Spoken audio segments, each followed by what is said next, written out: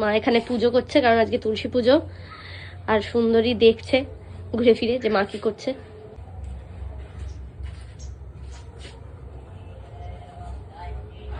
বাবা, ওই বাবা রে।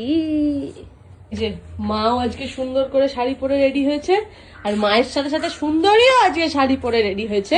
এবার বলি যে আজকে কেন সকাল সকাল আমরা এত সুন্দর রেডি হয়েছি। আমি সকাল সকাল আজকে স্নান করে নিয়েছি, নিয়ে এখন যেটা করব সেটা হচ্ছে তুলসী পূজন। আজকে আমাদের হিন্দুদের একটা ফেস্টিভ্যাল আছে, যেটা হচ্ছে তুলসী পুজো। আজকে তুলসী মাকে পুজো করা হয়, তো সেটাই আমি সকাল সকাল আজকে করব। আর আমাদের সুন্দরী তার মধ্যে চলে এসছে। এবার মা সেজেছে, ওকে সাজালে না হলে হয়, ও তো রেগে যাবে। সুন্দর পড়েছে, তো ওকেও সকাল সকাল সাজিয়ে নিয়েছি। এবার আমরা তুলসী পূজনটা করবো আমার সুন্দরীর সামনে, তারপরে সুন্দরীর জন্য একটা স্পেশাল ব্রেকফাস্ট দেবো, তাই তো?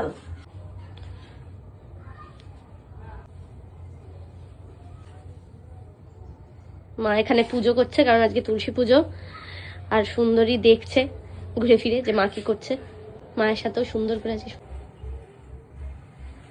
কি রে, ঠাকুরকে বল যেন তোর বেবিটা সুন্দর করে আসে।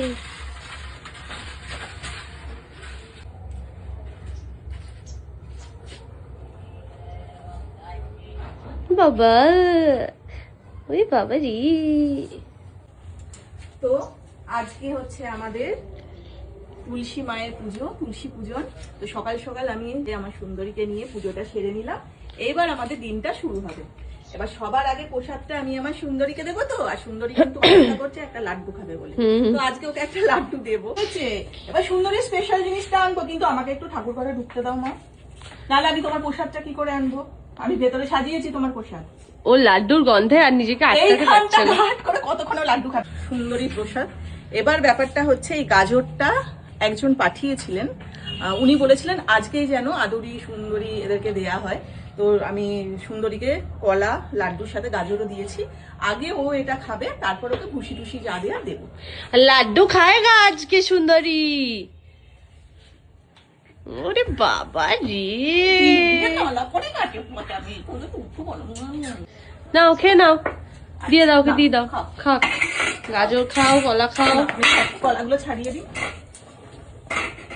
গাজর তো কামড়াতে পারছিস না রে, কি ভেঙে দিতে হবে।